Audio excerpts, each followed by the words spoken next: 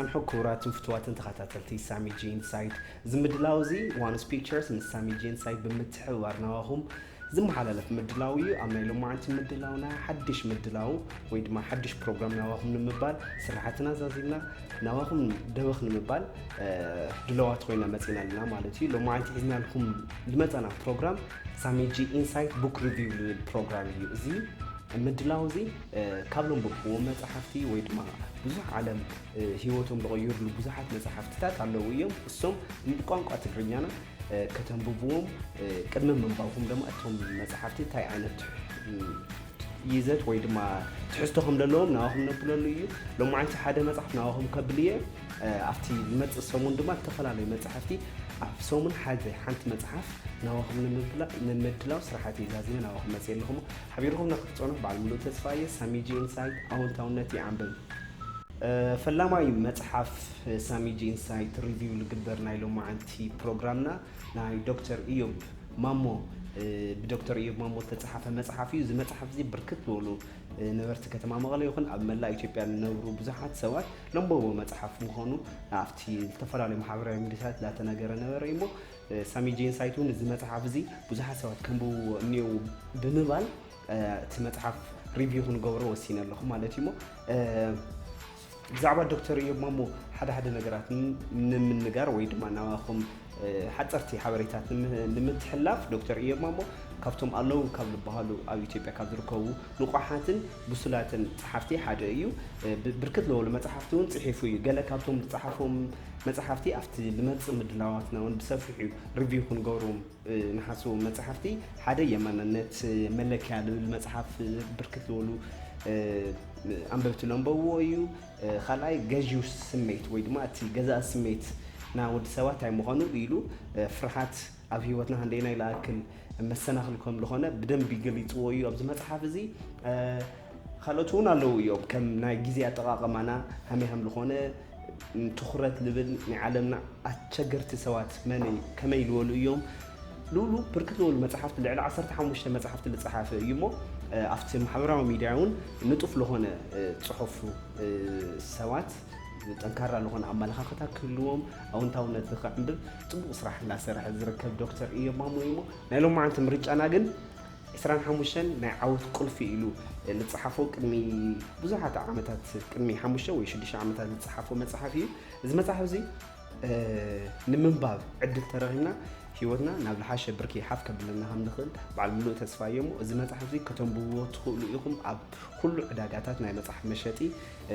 بغلي لهم رخون خلينا واقول متن دحنا أيو إذا نجارزي أو هيوتنا همي كانت تجورهم دخل أنا لحسبهم لا تتعلوي توانا نجارجن لو ما عندي إذا متصحف زجازيهم أو هيوتهم كتتجوروا يناتي دليتين مالتي كتتا نفتنا متصحف ريفي بوك نساقر لنا مالتي مو 25 قلفتات عوتيوت 25 يسكيت قلفوش بالارستي كابل صحافو دكتور إيوب ماموي بزح سب عوتيوت تاي مخانو إيو أم محتات ويد ما أم استنتان تركبي لجمر دكتور إيوب مامو نزل متحف زي كم introduction كم مأتوي كاب تتعاملو بسروق عوتيوت كم خلنا أنت مالتي حدا سب عوتيوت يمرح له اللي بهالتو خوينو انتي معك انتات كله انتو خويني يلبل خلنا يوم عينتات حتى تهليكم إسران حموشن قول في عوت هيوتات أبدا متحف زيك تروحوا مهم تقولي قطت نفت نجر نمتاو بزحات سوات نعوت هيوت بزح ترقم هو يوم كباب شوعات بيليون أبزع عالم ينبر لانه بس حساب شوعات بيليون نعوت هيوت لانه ترقم قد بدين يومو حدا نجرم بزي نجر كنت مع معنا خلينا يلو الدكتور إيوب مامو كل سب أنا عوتي وتخمد له قلتي ويد ما فلوتي نخوم يدما حدا سوات اتلا حسوبو نجر أب ساعته دحين لي تساخر أب ساعته اتن بدلي ونجر دحين يرخو تسفى الغرطو لا بليد اللي جنكتنا بليد اللي حسوات الساقا قريمو كل سب expect بقورة نجر مي وعلم تي expect بقورة نجر أب ساعته دحين يرخوي تعود دحين يرخوي نخالي نجر لسه جاجرمون أو خلي نجار كي لسه جاجرت يعني جبرهم لقبنا ثلاث نقطات كاب دكتور إيوب مامو متصحفتنا وهم بلينا تحدى كابتن إسران حموشن قلفتات تحدى علامة قل في هوت كل وكهم لقبائي أكت معرف حدا متصحف كم لقلت أفتح معرف حدا chapter كم لقلت إيمو حدا سب كم سبنت هاي في اللاتيلنا سلا بقرو خلته لخدي بخلته بقرو لخد ብዙሓት እንስሳታት ኣለዎ እዮም ስለ ልበልዕ ድዩ ስለ ልዝናነ ድዩ እንተና ብዙሓት መልስታት ክነምፅእ ንኽእል ኢና እዚ ግን እኹል መልሲ ኣይኮነን ኢሉ ዶክተር ኢዮብ ማሞ ሓደ ሰብ ካብ እንስሳ ዝፍለ ስለ ዝሓስብን ናይ ሂወት ዓላማ ስለ ዘለዎ ጥራሕ እዩ ሓደ ሰብ ናይ ሂወት ዓላማ ድሕር ዘይብሉ ካብ እንስሳ ክንፈልየሉ ንኽእል መዐቀኒ ዜሮ ይኮን ዝኽእል ኢሉ ዝገልጾ ከም ዋሽንግተን አይርቪንግ ዝተባሃለ ፍሉጥ ሰብ ድማ ኣብቲ ናቲ ዶክተር ኢዮብ ማሞ ከም ዘቕመጦ ዓበይቲ ወይ ድማ ንጡቓት ኣእምሮ ዕላማ ክህልዎም ከሎ እቶም ንኣሽቱ ኣእምሮ እቶም ንኣሽቱ ዝሓስቡ ሓሳባት ድማ ትምኒት ዊሽ ጥራሕ እዩ ዘለዎም ኢሉ እውን ገሊፅዎ እዩ እሞ ናትካ ሓሳብ ወይ ናትኪ ሓሳብ ካብ ትምኒት ንላዕሊ ዕላማ ሒዙ ሂወትካ ትመርሕ ኣለኻ ኢልካ ንምጥያቕ ከም መእተዊ ንጥቀመሉ እዩ ዓላማ ሂወት ንኽህልውና ተደሊና ወይ ድማ ዓላማ ሂወት ንኽርደአና ትኾይኑ ሰለስተ ነገራት ክንሰርሕ ከም ዝግበአና ወይ ድማ ኣብ ሂወትና ከነትግብሮም ከም ዝግበአና እውን ዶክተር ኢዮብ ማሞ ኣብቲ መፅሓፉ ዘርዚርዎ እዩ እቶም ሰለስተ ነገራት ሓደ ኣእምሮና ክንጥቀም ከም ዝግበአና እዩ ያው ከም ንፈልጦ ኣልበርት ኣይንስታይን እቲ ንጡቕ ዝተባሃለ ተመራማሪ ከባቢ 12 ሚእታዊ ናይ ኣእምሮ ብስለት ተጠቐመሉ ዝግለጽ እሞ ደቂ ሰባት ድማ ንጡቕ ዝኾነ ኣእምሮ እቲ ዝፈጠረና ፈጣሪ ሂብና እዩ እቲ ዝፈጠረና ፈጣሪ ንጡቕ ኣእምሮ ሂብና ድሕን ብኣግባቡ ድሕን ዘይተጠቐምናሉ ግን እቲ ንደልዮ ዓወት ሂወት ክንረክብ ወይ ድማ ክንጭብጥ ኣፀጋሚ ክኾን ከም ዝኽእል ኣብቲ መእተዊ ከም ዝገለጾ እዩ እሞ ኣእምሮና ክንጥቀመሉ ከም ዝግበአና ንሓስቦ ሓሳባት እንታይ ዓይነት ሓሳባት ኢና ነስተንትን ከም ዘለና እውን ባዕልና ኢቫሉዌት ክንግምግሞ ከም ዘለና እዩ ካልኣይ ሕድሕድ ውዕልኻ ብዘጋጥሙኻ ወይ ድማ ብዝመፁኻ ስምዒታት ክትመርሕ ከም ዝግበአካ እዩ ስምዒትን ሓሳብን በበይኖም እዮም ስምዒትካ ሓሳባት ንሓሳብ ንልህልውኻ ኣመለኻኽታ ዶሚኔት ወይ ድማ ጉልበት ክህልዎም የብሎም እዩ እስኻ ካብ ስምዒት ወፃኢ ኢኻ ወይ ድማ እስኻ ካብ ስምዒት ንላዕሊ ኢኻ እዩ ዝገልጸሎ እዩ ችግራትካ ወይ ድማ ፀገማትካ ብዓላማኻ ኣንጻር ቃንዮም ልብል እውን እቲ ሳልሳይ መረዳእታ ዓላማ ሂወት ዝገለጾ እዩ ዶክተር ኢዮብ ማሞ ውዕልኻ ኣብ ምንታይ እዩ መሓዝቱኻ ከመይ ዝበሉ እዮም መፅሓፍቲ ተንብቦም ትምልከቶም ማሕበራዊ ሚድያታት ቴሌቭዥን ክኾን ይኽእል ሰሞም ሬድዮታት ኣብ ምንታይ ትኩረት ዝገበሩ እዮም እስኻ ትምነዮ ፅቡቅ ኩዕሾ ተጫወቲ ኮይኑ ወይ ድማ እስኻ ትምነዮ ፅቡቅ ፀሓፊ ንምዃን እንተኮይኑ ግዜኻ እንታይ ኢኻ ትሕልፈሉ ኣለኻ ልብል ንባዕልኻ ክትጥይቕ ከም ዝግበአካ እዩ ኣብቲ ቁፅሪ ሓደ ወይ ድማ ኣብቲ ምዕራፍ ቁልፊ ሓደ ከም ዝገለጾ እዩ እሞ እቲ ቁፅሪ ሓደ ቁልፊ ዓወት ሂወት ክሕግዘና ዝኽእል ነገር ክንሰርሕ ከም ዝግበአና እዩ እቲ ካልኣይ ኣጋጣሚ ናይ ምጥቃም ቁልፊ እዩ 25 ቁልፍታት ኣለዎ እዮም ኣብዚ መፅሓፍ እዚ እቲ ካልኣይ ኣጋጣሚ ናይ ምጥቃም ቁልፊ እዩ እዚ ንብርህራህ ፅቡቕቲ ታሪክ ዶክተር ኢዮብ ማሞ ናብ እቶም ኣንበብቱ ኣቢልዋ እሞ ታሪክ ሕትር ኣቢለና ክንከብላ የሎም ማዓልቲ ማለት እዩ ሓደ ኢንቨስተር ወይ ድማ ሓደ በዓል ሃፍቲ ናብ ዝኾነ ቦታ ኣብ ዝኾነ ቁሸት ናይ ጫማ ፋብሪካ ንምስራሕ ወይ ድማ ናይ ጫማ ፋብሪካ ኢንዱስትሪ ኢንቨስት ንምግባር ይውስን ኣብቲ እዋን እሱ ክልተ ሰራሕተኛታቱ ድማ ናብቲ ቦታ ይልእኽ ኣብቲ ቦታ ዝለኣኹም እቶም ክልተ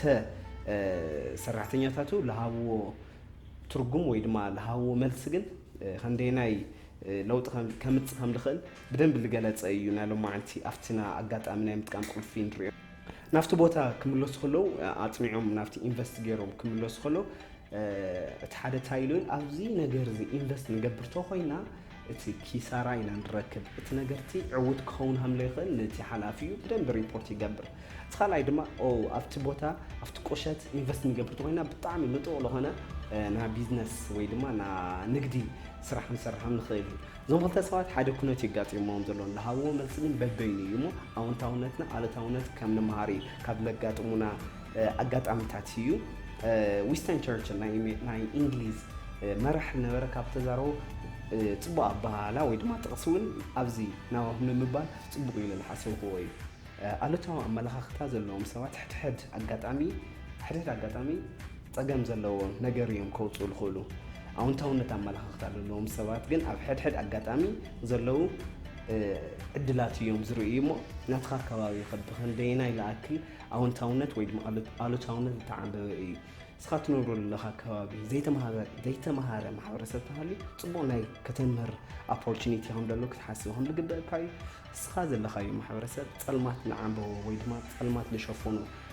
ኣጋጣሚ ተሃልዩ ድማ ብርሃን ናይ ምዃን ዕድል ኣብ ኢድካ ከም ዘሎ እዩ ኩሉ ግዜ ምርጫ ኣብ ኢድና ከም ዘለዎ ኣጋጣሚታት ናብ ኣወንታውነት ናብ ምቕያር ሓይሊ ኣብ ኢድና ከም ዘለዎ እዩ